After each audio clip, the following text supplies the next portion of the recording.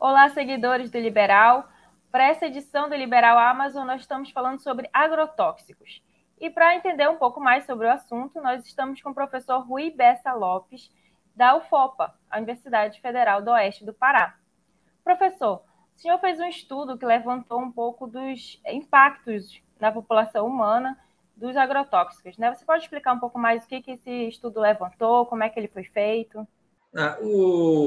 Os estudos que foram feitos até agora, né, que não foram muitos, é, sinalizam, né, para uma concentração de resíduos de agrotóxicos, especialmente agrotóxicos que são banidos pelo país há muitos anos já, né? Que é o caso de um metabólito, um ponto de degradação do DDT. Né?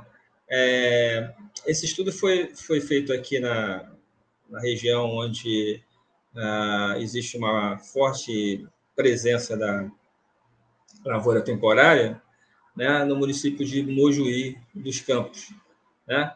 É um estudo preliminar, né, mas que mostra essa presença. Né? E é preocupante porque esses resíduos foram encontrados em leite materno. Né? Então, a gente precisa repetir isso, né? Precisa avançar sobre essa temática, né? Mas é preocupante, né? Considerando que essas substâncias são substâncias que têm uma vida muito longa, né?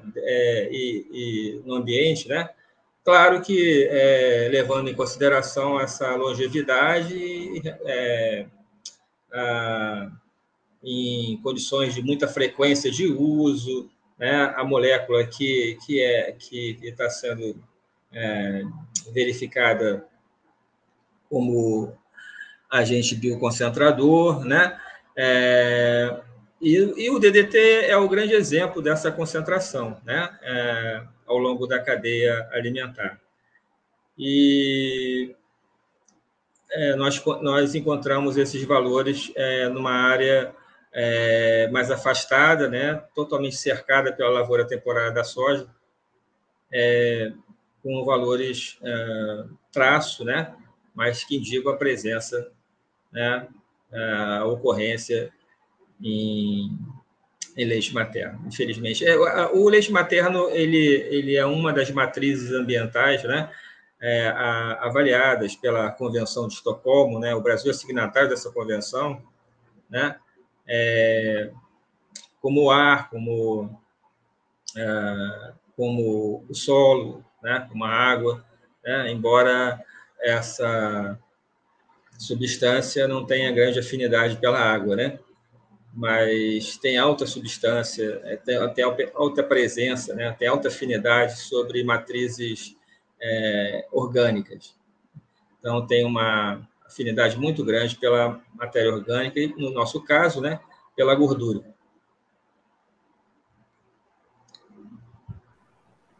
Certo. Então, isso indica, por exemplo, o leite materno, ele já é um indicativo, então, que o agrotóxico está chegando, digamos, a impactar, além da superfície, né, já está entrando, por exemplo, no sistema humano. O que isso representa, o fato de já ter chegado ao leite materno? Assim como outras contaminações, isso pode indicar, então, o leite materno ele pode ser um indicativo do cenário ambiental onde está, por exemplo? Pode sim. As vias de contaminação são a ingestão de alimento, né? E a própria pulverização, né? Embora seja proibido, né? Existem indícios, né? De que essa substância, infelizmente, ainda é contrabandeada, né? Para áreas rurais aqui, especialmente da Amazônia. Então, essa substância ela foi banida do Brasil, mas ela não foi banida da maior parte dos países, especialmente dos países pobres, né? Porque aqui ela foi banida primeiro da agricultura e depois banida da saúde, porque o DDT ele era usado na saúde pública para combater a malária, tá? E combater dengue, combater vetores, né? Muito eficiente nisso, né? Mas o custo-benefício dele é ruim, né? Então, ele foi banido do país na década de 80, para a agricultura, e na década de 90, no início da década de 90, para a saúde pública. Aqui, a gente, infelizmente, está num arco de muita presença de malária, né, ainda. E isso, há 30 anos atrás, era mais presente, né, maior força, né? Então, chegou muito DDT aqui, né? Mas com o banimento, né, houve a diminuição, né, mas ele ainda continuou sendo usado, infelizmente. Tanto para... Hoje não tem mais nenhuma presença desse composto, né, sendo usado como agente controlador de vetores, né? Mas para a agricultura pode acontecer. E o metabólito que foi verificado aqui é um metabólito que a gente diz como metabólito imediato, né? Produto de degradação imediata, né? Que é o DDD, né? Então, muito provavelmente a pulverização, né, ocasionou isso, né? Então, pulverização é provavelmente clandestina, né? Sem nenhum tipo de registro, nada, né? Um produto completamente clandestino no Brasil.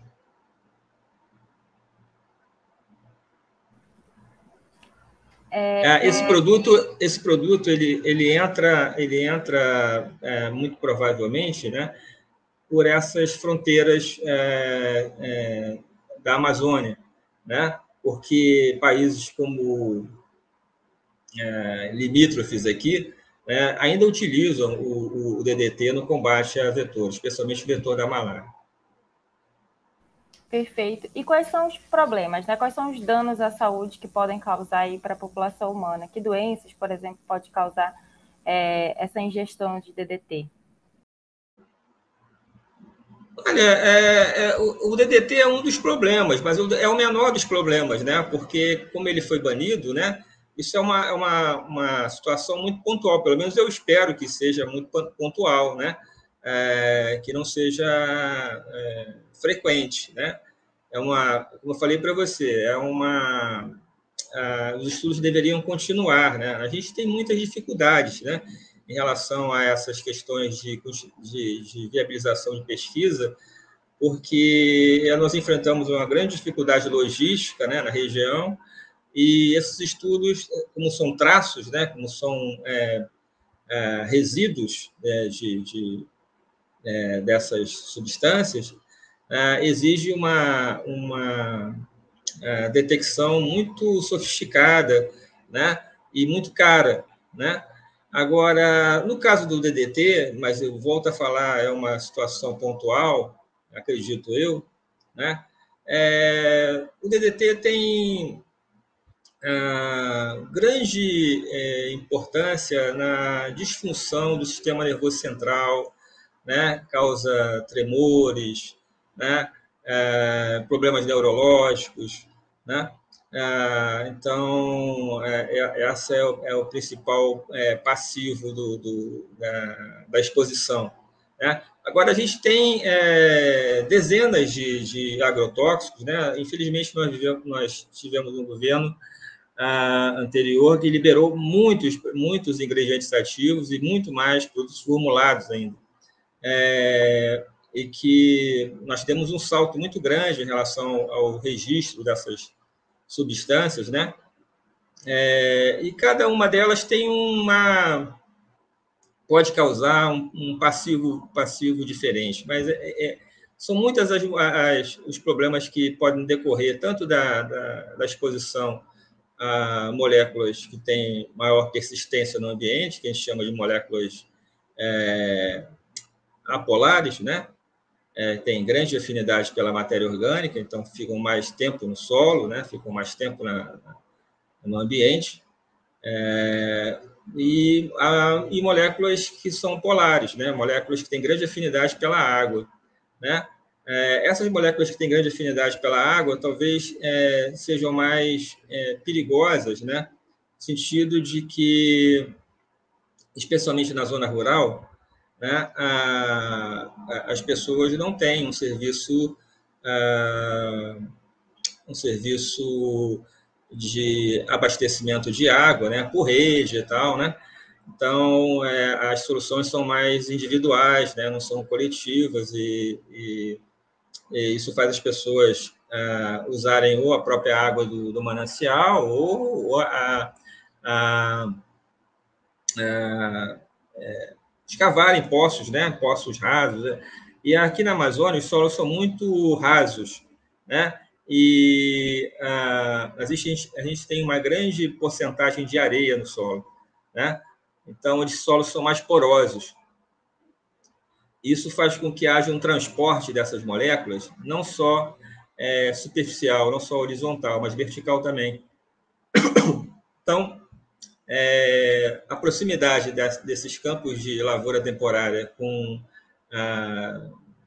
as comunidades, que só aqui na região, entre os 3 municípios, né, que são que tem uma presença grande da agricultura temporária, da lavoura temporária, Santarém, Belterra e Mojuí dos Campos, a gente tem mais de 700 comunidades rurais, né, pulverizadas na área da lavoura. Isso, muito provavelmente, dependendo das condições topográficas subterrâneas do terreno, né, pode facilitar ou não essa presença desses compostos na água que é consumida, né? Então, precisava ser feito um estudo nessa direção, né, para a gente observar a frequência, né? A frequência não, mas a ocorrência, perdão, dessas substâncias em águas para abastecimento, especialmente águas que são decorrentes de poços, águas subterrâneas, né? Próximo do ponto de recarga desses aquíferos, né? O aquífero tem sempre um ponto que é mais próximo da superfície, né? E ele absorve mais água, e é exatamente nessas áreas que os esposos são cavados, né? Então, a possibilidade de contaminação é real, né? E vai de dor de cabeça, de manchas no corpo, até problemas renais, problemas cardíacos e câncer, né? Tá? Com um tempo de exposição longo, né? Com um contato, mesmo que seja pequeno, né? Mesmo que seja intermitente, né? Mas que não cesse, você pode apresentar, ao longo de 15, 20 anos de exposição, né? Problemas tumorais, né? Isso decorre, né? Da exposição a diferentes agrotóxicos, diferentes produtos. Certo. Obrigada, professor, pela explicação. E se você quiser entender um pouco mais sobre o estudo, sobre os efeitos dos agrotóxicos na população humana, você pode conferir a reportagem completa que vai estar disponível em liberalamazon.com. Obrigada, professor, pela disponibilidade e até a próxima.